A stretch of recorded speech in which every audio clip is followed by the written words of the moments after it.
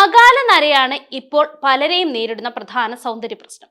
ആഹാര രീതി, ജീവിതശൈലി, ഹോർമോൺ വ്യതിയാനം എന്നിവയൊക്കെ അകാല നരയ്ക്ക് കാരണമാകാറുണ്ട്.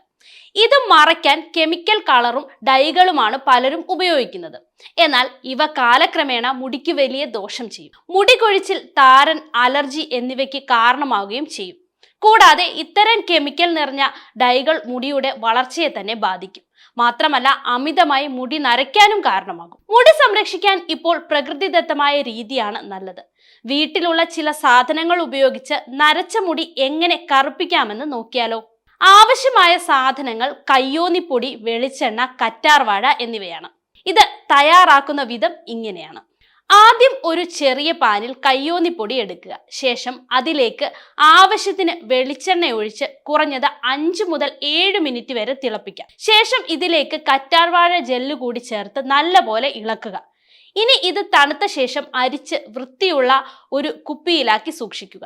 ഏറെ നാൾ ഇത് കേടാകാതെ ഇരിക്കും. കുളിക്കുന്നതിന് മുൻപ് ഈ എണ്ണ തലമുടിയിൽ പുരട്ടി 30 മിനിറ്റിന് ശേഷം വീര്യം കുറഞ്ഞ ഷാമ്പു ഉപയോഗിച്ച് കഴുകിക്കളയാം. ആഴ്ചയിൽ 2 തവണ ചെയ്യുന്നത് വളരെ നല്ലതാണ്.